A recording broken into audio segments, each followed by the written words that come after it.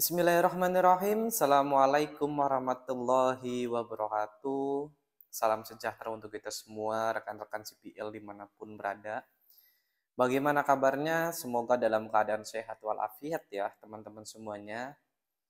Baik, rekan-rekan CPL dimanapun berada ya, izinkan saya untuk bercerita mengenai logika dan analisis hukum dalam pemilu. Dalam artian pembahasan kita kali ini, cerita saya hari ini mungkin lebih dikhususkan ataupun lebih diprioritaskan untuk teman-teman Panwaslu Kecamatan ya. Dalam hal ini untuk divisi penanganan pelanggaran. Mengapa demikian? Karena ya setidaknya ada gambaran dasar ya ataupun ya pemahaman dasar lah untuk mengenai untuk membedakan dan untuk mencari dalam frasa tersebut ada berapa unsur ataupun dalam memilah unsur-unsur lah seperti itu. Mungkin kalau rekan-rekan yang bukan berprofesi ya, tapi memiliki latar belakang pendidikan sarjana hukum, ya kayaknya nggak asing ya kayak gitu. Oke, sebelum itu jangan lupa di-subscribe teman-teman ya, like dan share konten ini, semoga dapat bermanfaat untuk rekan-rekan semuanya. Oke, langsung teman-teman semuanya. Pertama, mengenai dasar hukum, tentu kita menggunakan dasar hukum yang terkait dengan regulasi kepemiluan ya. Baik itu dari Undang-Undang Dasar, Undang-Undang Pemilu, peraturan turunan dari baik itu mulai dari peraturan Bawaslu, peraturan KPU, bahkan peraturan lainnya ya, misalnya peraturan pemerintah mengenai kode etik PNS ya dan sebagainya. Atau undang-undang ASN juga ya kalau kita bicara mengenai regulasi secara umum ya generalnya kayak gitu. Oke, teman-teman. Pertama terkait dengan logika hukum, kalau menurut istilah ya ataupun definisi logika hukum ini ada pendapat dari Aristoteles, Sukadijo ya, di mana logika hukum itu merupakan ajaran tentang berpikir yang secara ilmiah membicarakan bentuk pikiran itu sendiri dalam hukum-hukum yang menguasai pikiran. Atau menurut dari Sukadijo ini suatu metode atau teknik yang diciptakan untuk meneliti ketepatan menalar ya, menalar. Nah, kalau kita bahas mengenai logika hukum ini, kayaknya 2 SKS nggak cukup ya. Namun ini sebagai dasar saja bahwasanya saya sepakat dengan pendapat daripada Sukadijo ini, di mana logika ini itu merupakan metode atau teknik yang diciptakan untuk melatih ketepatan menalar. Dalam artian apakah peristiwa hukum itu sesuai dengan apa ya yang dilanggar atau enggak kan kayak gitu. Apakah perbuatan itu masuk ke rumusan pasal sekian misalkan atau enggak kan kayak gitu. Jadi ini sebagai dasar utama khususnya bagi rekan-rekan divisi hukum di Panwaslu Kecamatan maupun divisi penanganan pelanggaran di Panwaslu Kecamatan untuk sebagai bahan kajian ya, kajian awal ataupun kajian dugaan pelanggarannya. Oke, itu teman-teman ya, mungkin ini sebagai bahan sekilas saja. Oke, kemudian ada jenis-jenis logika hukum ya, di mana logika itu terdapat dari 3 jenis ya, yaitu logika kumulatif, logika alternatif, logika kumulatif dan alternatif ya. Maka apa sih dari maksud ketiga logika tersebut ya? Maksudnya eh, definisi ke ataupun cara penggunaannya ataupun gimana nya kita jelaskan dalam slide berikutnya ini ya. Oke, ini teman-teman ya. Di sini ada logika kumulatif ya. Kata yang sederajat atau kesatuan yaitu dan. Dalam artian gini, ketika yang dimaknai dengan logika kumulatif itu dalam suatu frasa, dalam suatu pasal yang ada kata dannya, maka itu merupakan masuk dari jenis logika kumulatif ya. Artinya apa?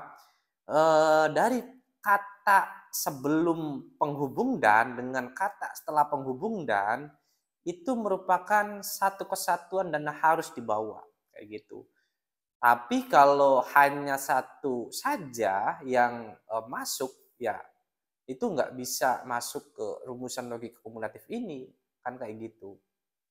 Oke gini, sederhananya dalam pasal 502 ya Undang-Undang Pemilu tahun 2000, tahun 7 tahun 2017 ya di mana menjelaskan ketua dan anggota KPPS yang dengan sengaja tidak melaksanakan ketetapan KPU Kabupaten Kota untuk melaksanakan pemungutan suara ulang di TPS, ya.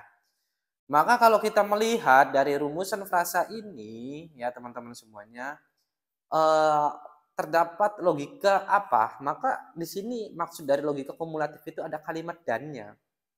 Artinya, ketua dan anggota KPPS ini merupakan unsur pertama, ya. Kemudian ada perbuatannya itu dilakukan dengan sengaja atau berdasarkan kelalaian. Kalau memang itu dengan sengaja, maka itu masuk ke unsur kedua. Tapi kalau lalai, ya nggak bisa diterapkan pasal 502 ini. Kayak gitu ya. Kemudian tidak melaksanakan ketetapan KPU Kabupaten Kota tentang PSU, yaitu ini suatu perbuatannya ya. Subjeknya itu adalah ketua dan anggota KPPS ya. Kemudian perbuatannya itu dilakukan dengan itikat apa, sengajakah atau lalai, ya kan kayak gitu. Kemudian perbuatannya bagaimana ya, yaitu tidak melaksanakan ketetapan KPU. Nah, artinya gini, dari rumusan pasal 502 ini ya teman-teman semuanya, ketika salah satunya saja yang nggak bisa apa ya, salah satunya nggak melaksanakan, misalnya gini, TPS 7 itu mendapatkan saran perbaikan ataupun mendapatkan intinya diputus untuk adanya PSU ulang, ya, pemungutan suara ulang. Nah, maka dalam TPS 7 itu ya, ketua dan anggota KPPS itu harus ikut ya, harus ikut melaksanakan ketetapan KPU itu, harus ikut dan harus melaksanakan PSU tersebut. Nah, kalau misalkan ada salah satu anggota KPPS ya yang nggak melaksanakan PSU ya, maka itu nggak bisa dijerat dengan pasal 502 ini bagi anggota KPPS yang tidak ikutnya itu, ya kan. Namun mungkin ada aturan lain yang mensyaratkan bahwasanya setiap anggota KPPS yang dengan sengaja tidak melaksanakan ya PSU maka itu bisa dijerat, ya kan. Kalau bahasanya setiap orang ya, setiap anggota KPPS maka ini tergantung subjeknya lah kayak gitu. Kalau di sini kan ketua dan anggota KPPS subjeknya jelas seperti itu. Tapi kalau bahasanya setiap orang subjeknya maka ya semua kena kayak gitu ya. Maka perhatikan dalam hal apa ya, subjeknya, kemudian peristiwa hukumnya gimana, perbuatannya apa, kan kayak gitu. Itu teman-teman ya. Jadi ketua dan anggota itu ya harus dibawa kayak gitu. Kalau apa ya, kalau ingin menerapkan pasal 502 ini. Kalau salah satu anggota KPPS-nya saja yang nggak ikut ya maka nggak bisa dijerat pasal 502 ini kayak gitu. Karena kenapa? Karena ada kata dannya ya, beda atau ya. Kalau ada atau maka beda lagi kita pembahasannya, ya kan. Seperti itu teman-teman ya. Kemudian ada logika alternatif ya. Di mana logika alternatif ini merupakan penghubung untuk menandai pilihan di antara pilihan, yaitu atau ya tadi yang saya sampaikan. Nah, di sini contohnya pasal 488 Undang-Undang Pemilu ya, menjelaskan setiap orang yang dengan sengaja memberikan keterangan yang tidak benar mengenai diri sendiri atau diri orang lain tentang suatu hal yang diperlukan untuk pengisian daftar pemilih sebagaimana dimaksud dalam pasal 203 ya kan. Nah, di sini subjeknya itu adalah setiap orang, kemudian perbuatan itikadnya itu dilakukan dengan sengaja ya. Perbuatan hukumnya itu atau peristiwa hukumnya itu memberikan keterangan yang tidak benar ya, baik itu diri sendiri atau orang lain. Untuk apa sih keterangan tersebut? Yaitu untuk pengisian daftar pemilih. Kemudian yang terakhir itu pasal 203. Nah, hal-hal itu merupakan unsur-unsurnya. Dalam artian gini, bedakan untuk merumuskannya gini ya. Subjek hukumnya siapa, kemudian itikat perbuatannya itu dilakukan bagaimana, ya sengaja atau tidak sengaja atau lalai. Kemudian perbuatannya apa, ya kan? Seperti itu. Atau misalkan ada objek di situ, kalau tadi kan contoh tadi itu ada objek tuh ketetapan ya, maka ada objeknya. Kalau ini kan perbuatan, berarti perbuatannya memberikan keterangan tidak benar kayak gitu. Nah, Kenapa sih pasal 203 ini merupakan unsur, ya kan? Karena kalau nggak termasuk peristiwa hukum itu nggak sesuai dengan pasal 203, maka itu tidak bisa dijerat atau tidak bisa diterapkan pasal 488 ini, teman-teman semuanya ya. Jadi pasal yang ada di dalam frasa itu merupakan dalam satu unsur sendiri kayak gitu ya. Makanya di situ merupakan berhubungan dengan atau istilahnya jungto kayak gitu. Oke teman-teman ya. Kemudian yang terakhir kita ada logika kumulatif alternatif ya. Di mana logika kumulatif dan alternatif ini merupakan gabungan dari kedua logika tersebut ya, yaitu dan atau. Nah, di sini contohnya pasal 490 Undang-Undang Pemilu ya, di mana menjelaskan setiap kepala desa atau sebutan lain yang dengan sengaja membuat keputusan dan atau melakukan tindakan yang menguntungkan atau merugikan salah satu peserta pemilu dalam masa kampanye. Nah, di sini dalam contoh frasa ini ada logika kumulatif alternatif dan ada logika alternatifnya saja ya. Alternatifnya itu atau, kemudian logika kumulatif alternatifnya itu dan atau, teman-teman ya. Jadi subjeknya itu adalah kepala desa ya, atau sebutan lain kubu atau dusun ya, atau apalah ya, setiap daerah itu kan barangkali mempunyai panggilan, nama panggilan kepala desa beda-beda. Intinya itu merupakan subjek hukum pertama ya kan.